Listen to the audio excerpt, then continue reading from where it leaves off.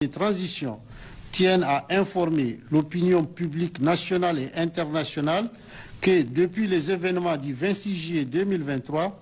des allégations des plus fantaisistes et mensongères sont véhiculées par certains lobbies en relation avec des responsables politiques ouest-africains au plus haut niveau et de leurs mentors internationaux. Le CNSP et le gouvernement de transition dénoncent avec force la campagne d'intoxication et de désinformation, ainsi entretenue à dessein pour le seul intérêt d'un individu et de son clan. Ce, dans le but de discréditer les autorités nigériennes de transition et faire échouer toute solution négociée de sortie de crise afin de mieux justifier une intervention militaire sous-traitée à une puissance étrangère par certains chefs d'État au nom de la CEDEAO. Les autorités nigériennes de transition regrettent cette attitude d'une certaine communauté internationale qui consiste à manifester sa solidarité vis-à-vis de quelques politiciens du régime dessus et en même temps manquer d'empathie envers les populations nigériennes durement éprouvées par les sanctions illégales, inhumaines et humiliantes de la CEDEAO qui vont jusqu'à priver le pays de produits pharmaceutiques, des denrées alimentaires de première nécessité et de fournitures en courant électrique.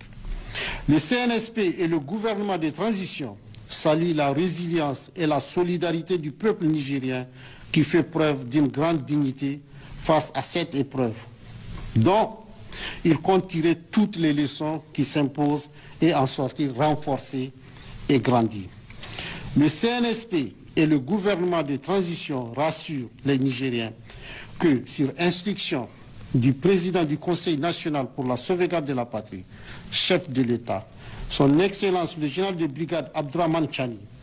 toutes les dispositions urgentes sont en train d'être prises pour atténuer au maximum l'impact des sanctions de la CEDEAO sur nos vaillantes populations. Enfin, s'agissant des responsables du régime dessus interpellés, le CNSP et le gouvernement de transition réaffirment leur ferme volonté de respecter nos lois et règlements, ainsi que les engagements du Niger en matière de droits de l'homme, et ce faisant, de les traiter avec humanisme, conformément à nos valeurs traditionnelles et religieuses. En ce qui concerne le cas précis du président déchu, le CNSP et le gouvernement de transition invitent toute personne de bonne volonté, épris de paix et de justice, à s'interroger sur la sincérité de sa prétention à soutenir qu'il est séquestré.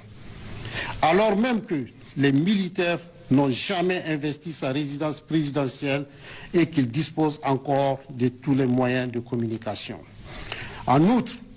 le CNSP et le gouvernement de transition rappellent que le président déchu reçoit régulièrement la visite de son médecin et que la dernière visite de ce dernier remonte au samedi 12 août 2023 de 11h30 à 15h. Aussi, après cette visite, le médecin n'a soulevé aucun problème quant à l'état de santé du président déchu et des membres de sa famille, tel que d'ailleurs confirmé par un message de l'intéressé à ses proches et aux médias internationaux. En tout état de cause, le gouvernement nigérien a réuni à ce jour les éléments nécessaires de preuve pour poursuivre devant les instances nationales et internationales compétentes le président déchu